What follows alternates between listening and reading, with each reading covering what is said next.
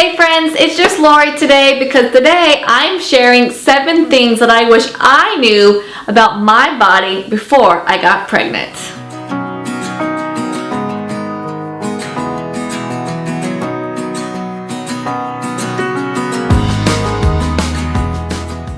So for those of you that don't know who I am, I'm Lori. I'm one of the twins over at Purely Twins, and I'm a mom of 2 beautiful girls.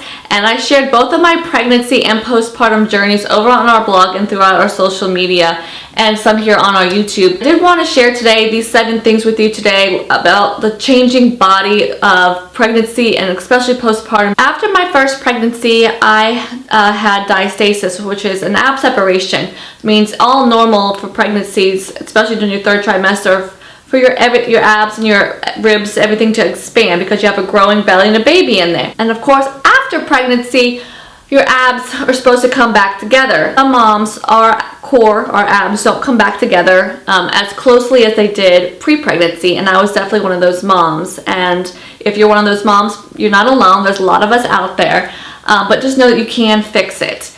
But I didn't know what I know now, obviously, and so through all my research and my own experience of working with my clients inside my program, Retrain Your Core, I've learned a lot. I just remember after my first pregnancy, I just still had this belly, and I was like, wait a minute, why do I still have this belly? I'm not pregnant anymore, and it was so soft and squishy. It literally like just felt like Play-Doh. Then I did more research and found out that there's something called diastasis, and that's what I realized I had. So I tested myself, and yeah, I laid on the ground, felt my belly, and literally it was like a hollow. It was really heavy, 3-finger, I think it might have even been a 4. It was so deep, and literally just again felt like Play-Doh. I had no structure, no muscle there, and I literally cried. I panicked. I was like, oh my gosh, what happened to my abs? What's gonna happen to me? I was so nervous. Can I really fix this? And of course I did. Again, I took the education and learned a lot. So I didn't really know that much about diastasis or anything that really caused it or things that could help prevent it. And really what I've been learning from all of my research and becoming a pre and postnatal expert is that a lot of it has to do with your alignment and the internal pressure that you're putting on your belly that causes the separation in your core. So that was a big eye-opener for me, because through all my studies and what I've been realizing with the tips I'm going to share with you today, I suffered from all those before I got pregnant, and then some of it obviously during my first pregnancy, and so I learned all this going into my second pregnancy. I was a lot more mindful of all these things, and it really helped me with my recovery here after baby number 2. I didn't have nearly as wide or as deep separation as I did after my first pregnancy. So that was huge. But the 7 things I'm going to share with you today, how they will be affecting me postpartum. So that's what I'm here to tell you, so you can prevent that and start changing that right now. So if you are currently pregnant, this is a great video to watch, obviously. And if you might know of a friend or somebody, or even you might be considering getting pregnant, this is super, super important for you guys to make notes of. So I do want to quickly mention about when I said that I was panicking about my stomach. It's not that I didn't have my 6-pack abs anymore. It was more that once I realized what DR was and what it was doing, like I had a separation, which means my organs were all over the place and didn't really have a place to go, and that was what freaked me out. My pelvic floor wasn't working right, peeing in my pants, like all that stuff is just not normal. And that's the part that I started kind of like, oh my gosh, did I ruin my body? But you don't. If you have those issues now, just want to let you know, you didn't ruin your body. You can fix it. If you're pregnant, or maybe you're thinking of being pregnant or wanting children, please make note of these and be more mindful of them starting now. Again, to my opinion, it's never too late to change. You can start making changes right now, because a lot of these things are very simple to start incorporating into your life. So I really hope these 7 tips serve you, help you have a healthy, strong core during pregnancy and especially postpartum. All right, so I'm going to dive right into the 7 things. The first thing is your posture or alignment. What's really more to me is your alignment. And when I didn't really understand what that meant until, again, I studied things. So I generally knew I have poor posture. I've had that my entire life. Being pregnant, I really wasn't even, during my first pregnancy, I didn't really even care. I didn't even like focus really on it. I didn't try to stand up straighter or stand in more proper alignment with everything stacked to my neck back. I didn't focus on that type of stuff. So my number 1 tip is Learn about your alignment, take pictures of yourself in the mirror, practice it, have other people and your family members help you standing and stuff. It's just so crucial because how your alignment is, if you're throw your hips forward or hips back, that is again is putting on that internal pressure on your abdomen. So again, just imagine doing all that, standing in that constant irregular pressure all the time, all day long, before you even get pregnant. Then when you get pregnant, if you don't start fixing it, you're adding on because now you have a growing baby that's going to be putting even more pressure on you. And that's what I feel like one of the biggest things that happened to me, because I didn't fix my alignment before I got pregnant, and then I sure didn't during my first pregnancy, didn't really even think about it that much. The first tip is focus on your alignment. Take pictures, get better at your alignment throughout the day. Biggest simple thing to focus on for that is just making sure every once in a while check down if you can see your feet. That is a lot more to it, but that is one of the quickest things right now for you to start doing, is making sure you can look down and you can see your feet. So tip number 2 is focus on breathing through your diaphragm, not just through your chest or not just through your belly, especially through your belly, because if you think of yoga breath, most people assume yoga breath, they say expand your belly, which is good, but it's not good for diastasis. So you want to focus on using your diaphragm, because that is part of your core that so many of us, I know I did, neglected. I was like, who cares about how I'm breathing? I didn't realize the importance of your breath and your everyday movement could really affect your belly and your core strength, and it does, especially again when you're being pregnant. So again, focusing on your diaphragm, the easy thing that helps me is always putting my hands till it stopped becoming habit. At the beginning it wasn't habit for me, so I always had to put my hands on my ribs and feel them expanding all the way around on the sides and the back and on the front, and that really helped.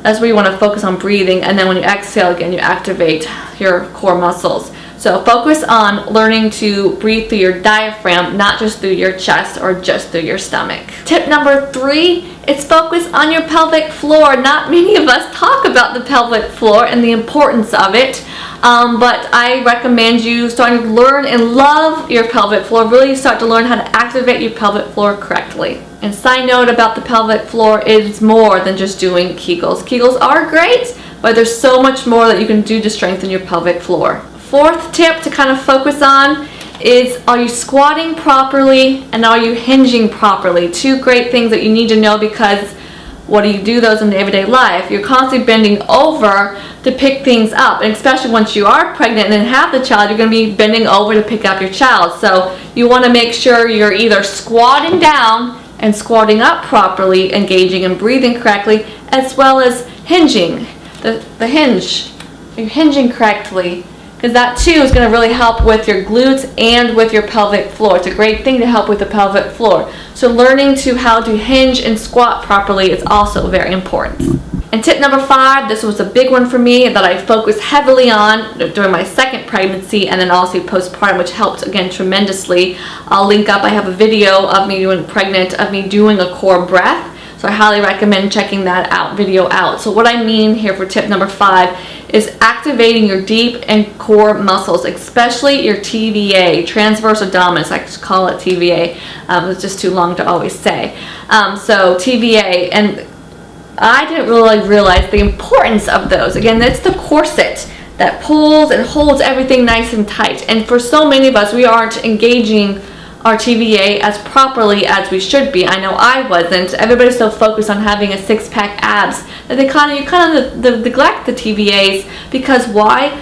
They're inside and you don't really see them. So if you don't see them, then of course then you're not going to really focus on them. But I'm here to tell you now, if you are pregnant or if you want to get pregnant, focusing on strengthening your deep core muscles is a must. Again, I have a belly breath video to watch, and I go a lot more detail into a lot of my programs about this, but it's so super important. So tip number 6, this was another one that I had no idea about. It was a huge eye-opener for me, and it made such a difference when I started focusing, especially after my 2nd baby, how much more I focused on this and how this really brought my abs even closer together, which is super cool. Is just think about your ribs. Now again, most of us don't think about our ribs on a day-to-day basis, so just think for a second, your ribs. Do you know if you have flared ribs or not? I know I sure didn't, and I didn't even cross my mind that my ribs would play a part in any of this during pregnancy, postpartum, and dealing with an ab separation. I had no idea how important the ribs are. Having flared ribs especially, which I would say most of us probably do. I know I did. And what that means is you really want your ribs, your rib cage, to form like a 90-degree angle, and sometimes they're flared out. Especially when you're pregnant, they start flaring out because, again, you have the growing belly with the baby inside.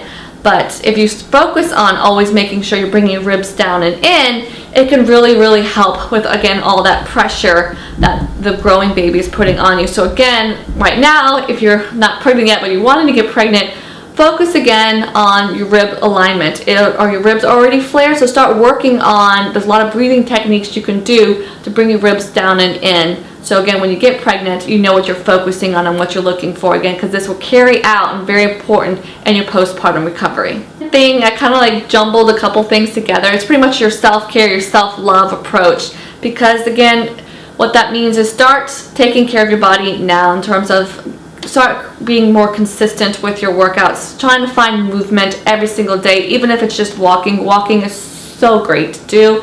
And also focus on your diet in terms of stop trying to be on a diet and just eat naturally, eat foods that make you feel your best. Of course, the mindset. I'm a big believer on your mindset and having a strong mindset, because again, being pregnant and especially postpartum, your body changes. And especially if you have multiple kids, your body's going to change a lot. Mine sure did. I definitely don't have the same body that I did a couple years ago. So having that strong mindset and accepting your body and still loving your body while it changes is so important to do. So making sure you form a self-care practice that you can start doing right now and then continue it throughout your pregnancy and especially postpartum. Those are my 7 tips that I wish I knew before I got pregnant.